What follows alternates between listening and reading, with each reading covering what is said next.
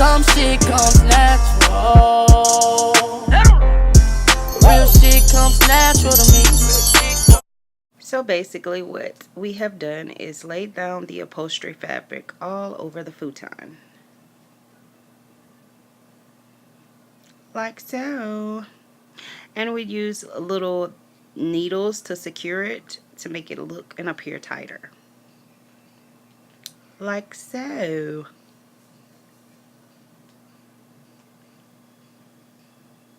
And as you can see, those are the needles that we've put into the futon chair to keep the upholstery on it. And now we've stood it up just, you know, to make sure that all the grooves and crooks, the material is laid. Now, what we are doing is applying some indentions into the top part of the futon. And what she's doing is she's taking that needle in there with the yarn, and she's going to do that twice. The first time it was pretty easy going in, but the second time can be a little bit hard. And she's going to secure that on the back side of the futon. She's already did the first one. As you can see, it appears to look like it's indented.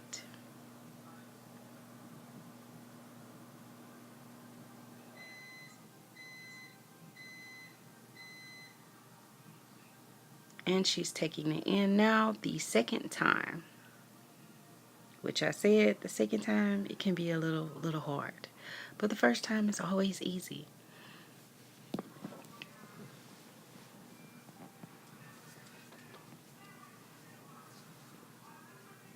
And once she gets that through there, she's gonna take it back through again.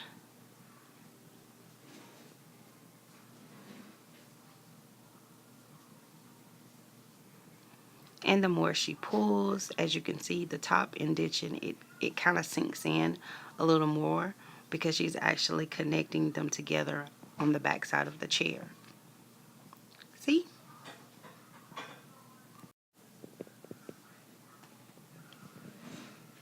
And now she's just doing a little bit of tugging, but you see the indentions. And here's the chair again, well, the futon again. She's put all of the indentions on the top part, which it was a total of 8 indentions. So now we're going to flip it over because we have to get any of the staplers that are sticking out. We don't want anyone to hurt themselves, so yeah, you just want to make sure you pull all those staples out of the back side.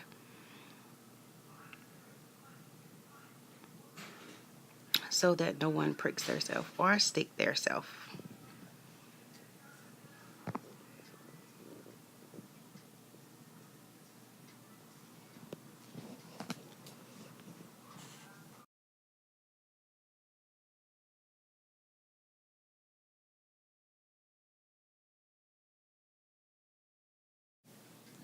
Now what you can do next is take a hammer and just start hitting in any of the previous staples that of course are still there. So you just want to hit them in to make sure that they're nice and flat, because like I said, we don't want anyone to hurt themselves.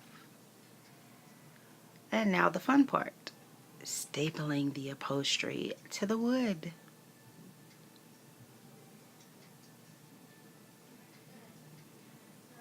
And as you're stapling, you kind of want to make sure that you tug and pull while you staple down, because you want it to be as tight as you possibly can get it. So now what I'm doing here is I'm just going to take the needles out of the other side of the futon so that I can begin stapling as well. And see, just tug and staple.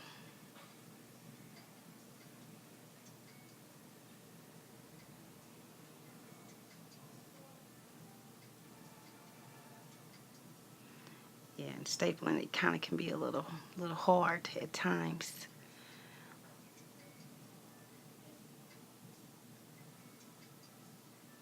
But hey, it got done. Nevertheless.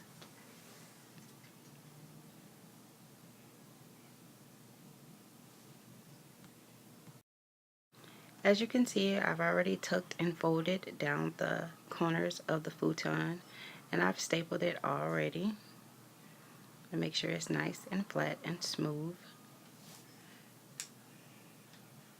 Oh, I'm a good tuck. You see that tuck? Do you see that tuck though?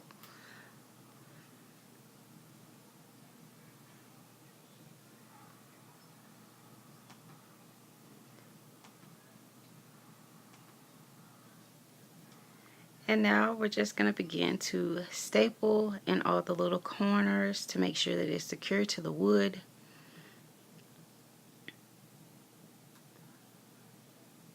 The goal here is to try to get it as neat as possible.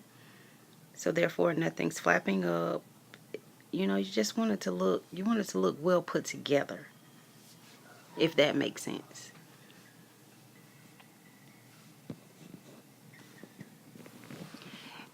And at any time, you can always revert back to your hammer to hit the staples in just to make sure that they're in there real good. Like I said, want it to be neat. Don't want nothing flapping up. Don't want them to come up. So yeah.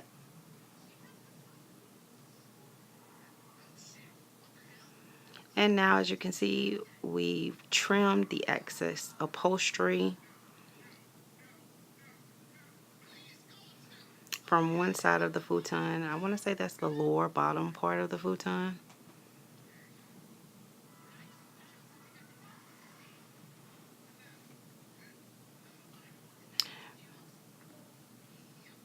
And now what we're doing now is putting the interface on. Yeah, like I said, if you're going to do it, you might as well do it the right way. Don't have to do it. We could have just stopped, but nah, let's keep going. Let's keep going. So yeah, you want to make sure you put the interfacing on the futon as well. So therefore, you know, it's not looking all, like they had a good concept, but just didn't see it through. But anyhow, so now what we're doing is stapling the interface on the bottom part of the futon. And you want to make sure that's nice and folded. And like I said, always revert back to that hammer just to make sure the staples are in tight. And what we've done here, we've already applied one of the legs to the futon. So therefore it doesn't sink in or anything. Everything just stays in place. And we're going to apply the rest of the legs on and finish applying the liner or the interface. Like so.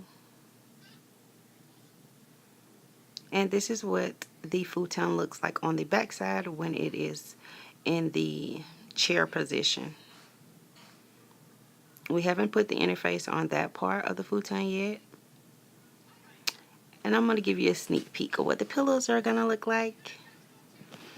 Now, what we decided to do, we decided to put some beads into the little creases that she put in the top part of the futon. And that's actually, you won't believe what type of pearl that is, but it actually came from a necklace. Talk about thrifty. Matter of fact, there go the necklace right there. And then she got like some nylon thread. I think that's heavy duty. So what she's doing there is she's going to run the needle through with the nylon thread. And basically she's doing it the same way that she did the indentions on the couch. Except I want to say with this, I don't think she took it through twice. I think it was just a one-time take through. And then she's going to secure it on the back side, and she has what, 4 more to go after that one. But see, that's what it looks like. And now she's finished putting all of the pearls on the back side of the futon.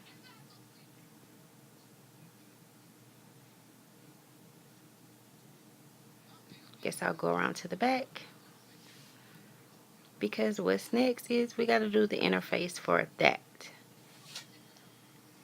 Like I said, let's not halfway do it. Let's just do it all the way.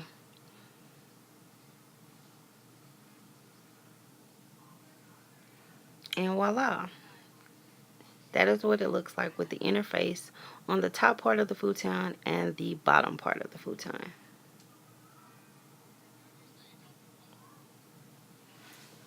And I guess I'll show you the chair again.